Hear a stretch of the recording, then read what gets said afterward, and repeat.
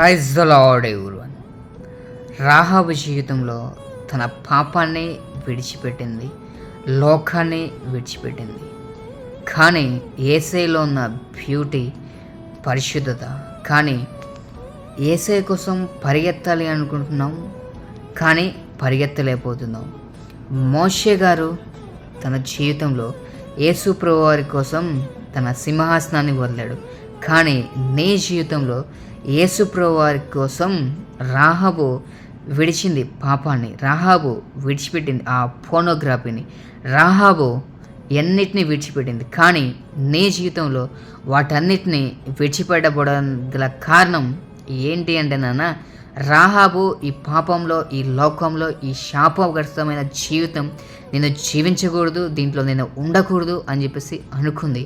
మరి నీ జీవితంలో ఎంతకాలం ఆయన దారిలో నడుస్తూ, ఎంతకాలం ఆ తాగుడు, ఎంతకాలం ఆ స్మోకింగ్, ఎంతకాలం ఆ ఫోనోగ్రఫీకి అడిక్ట్ అయి ఉంటావు. కానీ నీ జీవితంలో వాటన్నిటిలోంచి విడుదల పొందుకుపోవడానికి గల కారణం ఏంటి అంటే నాన్న, రాహాబు ఏమనుకుంది అంటే, ఆయన ఎర్ర సముద్రాన్ని చీల్చగల సమర్థుడు, ఆయన నా కుటుంబాన్ని మార్చలేడా, నా కుటుంబాన్ని రక్షించలేడా అని చెప్పేసి వేగు చూడడానికి వచ్చిన వాడిని ఒక సూచన అడిగింది, నా కుటుంబాన్ని రక్షించిండయ్యా అని చెప్పేసి.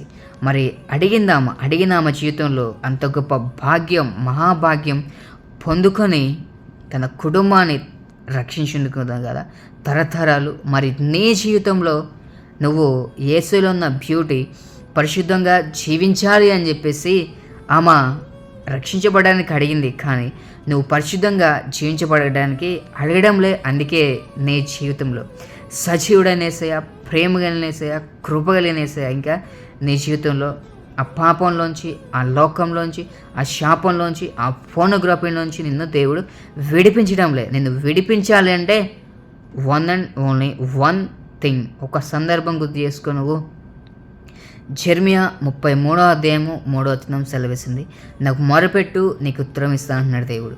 నాకు మొరపెట్టు ఉత్తరం ఇస్తా అన్న దేవుడు ఉత్తరం ఇస్తాడు, తప్పకుండా ఇస్తాడు. అలాగే అడిగితే ఇచ్చాడు. ఈమెకి, రాహాబు గారికి అడిగితే ఇచ్చిన దేవుడు మరి నీ జీవితంలో నువ్వు అడిగితే నీ జీవితంలో ఇవ్వలేడా? పాపంలోంచి విడిపించలేడా? లోకంలోంచి విడిపించలేడా? స్మోకింగ్లోంచి విడిపించలేడా? ఫోనోగ్రఫీలోంచి విడిపించలేడా? Jeremiah 33:3 says, you asking to the Lord is giving to deliverance, is giving to answer. You are not asking to the Lord, is not giving to answer, is not giving to deliverance. You asking for the Lord is giving to anything anymore in your life. Ask one thing in your life. Don't miss it in this chance in your life.